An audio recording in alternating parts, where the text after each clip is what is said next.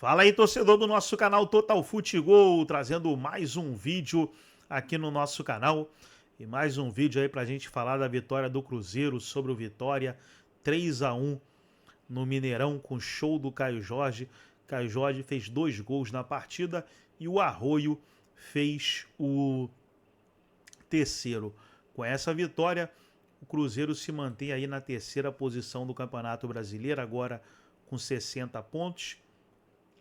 O Flamengo venceu, foi a 64 e assumiu a liderança do Campeonato Brasileiro. Mas o importante, o Cruzeiro está fazendo a sua parte, se mantém na parte de cima da tabela. Vamos trazer os comentaristas debatendo a partida, vamos reagir aqui no nosso canal, mas antes quero convidar você que ainda não é inscrito no nosso canal. Se inscreva, ative o sininho das notificações. Tudo do Cruzeiro você encontra aqui no nosso canal Total Futebol. Vamos aí para o vídeo e logo depois eu volto falando mais aí da partida. Olha assim, amigo. Tô igual o Everton Araújo e o Gustavo Gomes. Vamos lá. Deixando Cruzeiro, 3-1 no Vitória. Fez o que você falou, né, Bertozzi, do Flamengo. O tipo de jogo você tem que... Time do Z4, você recebe, você tem que ganhar. Tá na briga o Cruzeiro, Bertozzi? Então, a matemática é cruel, né? Ela é difícil. O Cruzeiro poderia esperar ainda que Flamengo e Palmeiras se distraíssem com a final da Libertadores, que tivessem uma queda de rendimento, mas isso teria que acontecer com os dois, né? Não com um só, porque o Cruzeiro vai a 60 pontos, mas com 31 jogos. O Palmeiras tem 62 e 29 jogos. O Palmeiras tem 2 jogos a menos que o Cruzeiro nesse momento, né? O Flamengo tem 30 pontos, 4 pontos a mais e 1 jogo a menos. Então a matemática não ajuda. Sem dúvida o Cruzeiro faz uma campanha de briga pelo título, mas tem 2 times que estão num ritmo melhor que o dele. Então, assim, eu acho que é importante o Cruzeiro terminar bem o campeonato. Primeiro, para, se derem brecha, tá ali. Mas segundo, vem uma Copa do Brasil por aí. Vem uma reta final e o Cruzeiro tá grandão para decidir a Copa do Brasil, né? Tem história na competição, tem um elenco forte, tem um dos melhores trabalhos de técnicos do Brasil nesse ano. Então tem toda a condição de chegar. E o Cruzeiro está esperando, desde que teve, né, o seu purgatório ali, quase desapareceu, quase caiu para a Série C e tudo mais, e ficou 3 anos na Série B, o Cruzeiro está de novo brigando por grandes títulos, né? Pode não ganhar o Brasileiro, mas está brigando. Está brigando na Copa do Brasil. É a primeira vez, desde o rebaixamento em 2019, que o Cruzeiro é protagonista das competições nacionais. Ano passado já chegou uma final continental. Então, eu acho que é um fim de ano para o torcedor ficar bastante animado, né? Para o domínio ali local, o Galo está na final da Sul-Americana. Então, ele não pode também, nessa questão aí, deixar de estar brigando ali, no mínimo pela Copa do Brasil, que é onde ele está bem caminhado, porque para o brasileiro ficou mais difícil. Só que não pode perder a pegada, não pode perder o passo no brasileiro. E aí, Pedro? Não, o Cruzeiro tem que pensar em muita coisa, né? Não necessariamente ele vai ganhar uma Copa do Brasil. Então é bom estar na cola, carimbar sem sustos uma vaga direta de Libertadores. O Cruzeiro é um time muito... As pessoas às vezes esquecem, a gente cai muito nessa coisa da análise pro imediato, pro agora. O que se faz do Cruzeiro de correção de rota na temporada, o Cruzeiro talvez seja dos mais fortes para o ano que vem, a gente já pode falar isso. Caso manutenção de elenco, manutenção de ideia de treinador, no caso, um treinador, ideia de jogo e elenco, ele já larga muito bem pro ano que vem. Então você tem que carimbar, agarrar logo essa vaga direta para a Libertadores. não vou talvez pegar um Flamengo e um Palmeiras. É indigesto você, numa luta direta por título, tá brigando contra o Palmeiras e o Flamengo, tão focados no brasileiro, porque os times não estão largando o brasileiro. Então fica um pouco mais difícil, apesar da distância ser de 4, 2 pontos. Ele pode virar também de 4. Cuidado. Para o Palmeiras vai de 4 pontos, talvez mais. Pode para 5. Agora, então, de 5, de 3 ou de 5, ou ficar em 2. Agora, ele precisa chegar forte na Copa do Brasil. Caso não ganhe a Copa do Brasil, ele tem uma vaga garantida em Libertadores, porque a temporada próxima do Cruzeiro, que se avizinha, é muito interessante de projeção. Então tem que segurar, não pode largar o osso ele não. E vem jogando bola. Sim, os 2 gols contra o Atlético que classificaram o Cruzeiro para a semifinal da Copa do Brasil. De lá para cá ele não marcou e conseguiu aí quebrar esse jejum que, como você falou, né, é importante para ele. Tinha voltado da data FIFA, tinha aquela questão da lesão e não foi para o último, inclusive. Foi um Cruzeiro que conseguiu colocar em prática o que se esperava dele contra um Vitória. O nosso Júnior usou o adjetivo avassalador. E faz muito sentido porque o Cruzeiro ele começou de uma maneira bem intensa contra um adversário que jogou com 3 zagueiros, 2 laterais presos, era o que o Jair Ventura colocaria em campo para enfrentar um dos melhores times do Campeonato Brasileiro. Então, se o Palmeiras, que tem essa intensidade para começar o jogo, e o Flamengo também para enfrentar adversários assim, o Cruzeiro também tem. Eu estou falando dos postulantes ao título, né, dos times que estão brigando pelo título, e o Cruzeiro começou dessa forma. Né? Teve o pênalti logo no início, né, que acabou condicionando o jogo. O Caio Jorge é um jogador que tem essa facilidade, né, de jogar pelos 2 lados do campo, se movimentar lateralmente, de fazer essa diagonal curta. Conseguiu o pênalti e bateu muito bem. O Cruzeiro começou com esses desfalques, né, Edu? Acho que o sistema defensivo bem modificado era uma questão para se observar, principalmente na saída de bola, mas os 2 zagueiros foram muito bem.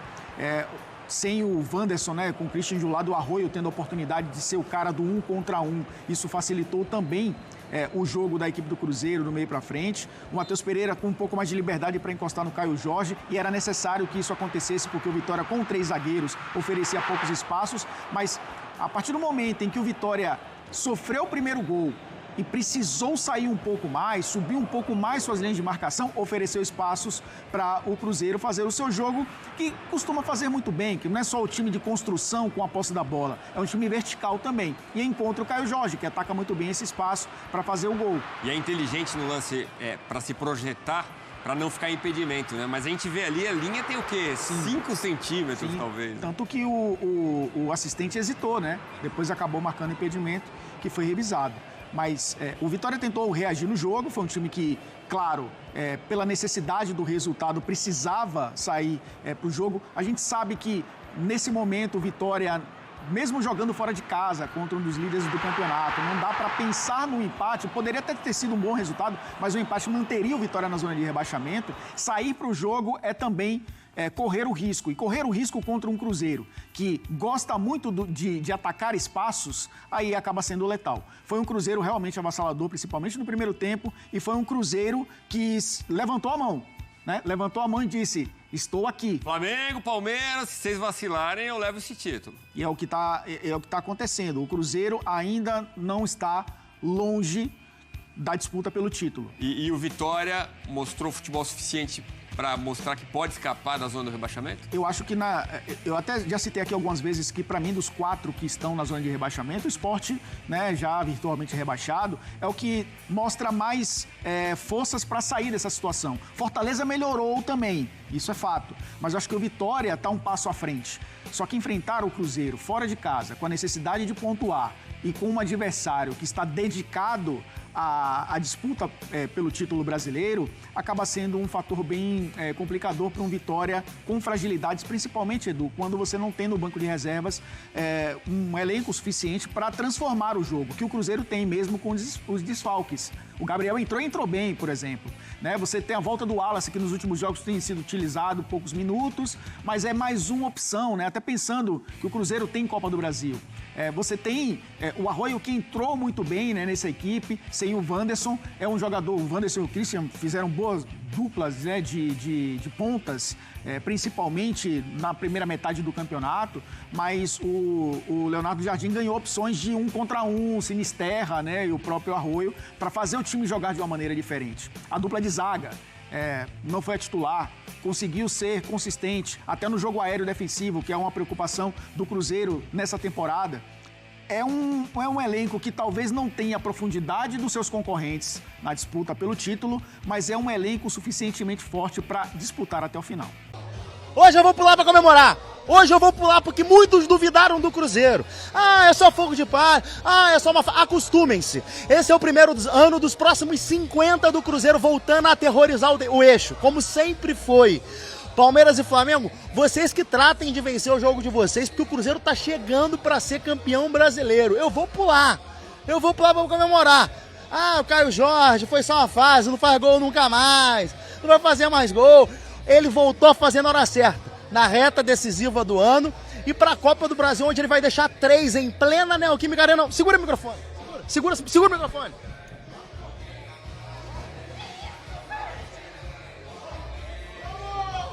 Eu convocaria o Matheus Pereira para a seleção brasileira e explico nesse vídeo os motivos que me fariam ter essa convocação. tecnicamente falando, é chovendo molhado.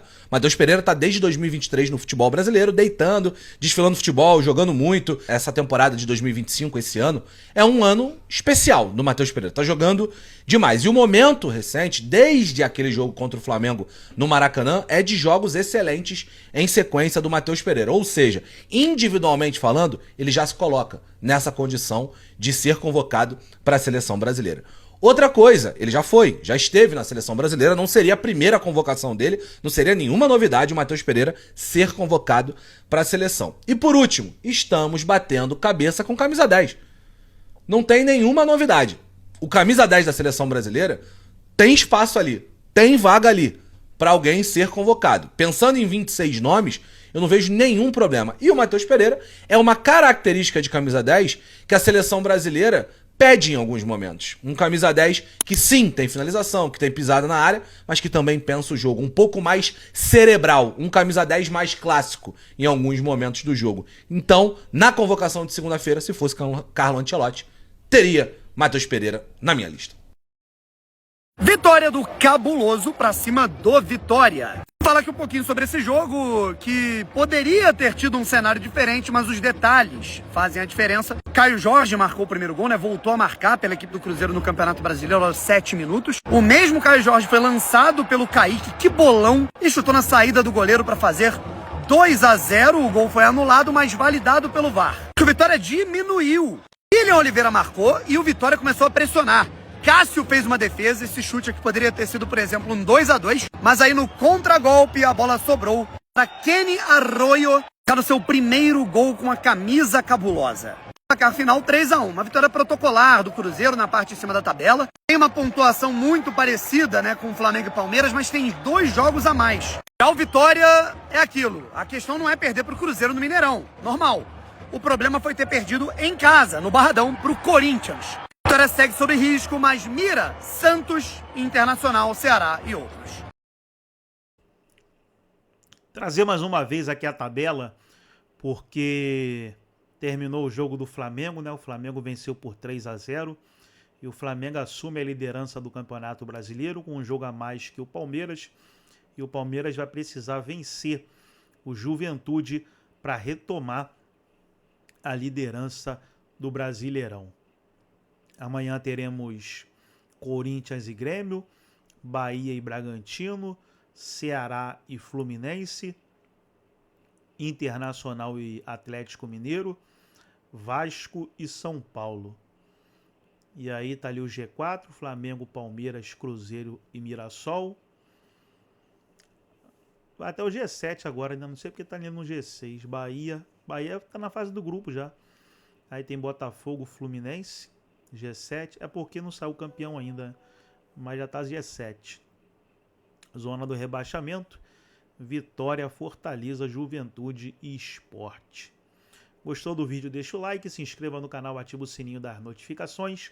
Forte abraço a todos e até o nosso próximo vídeo aqui no nosso canal.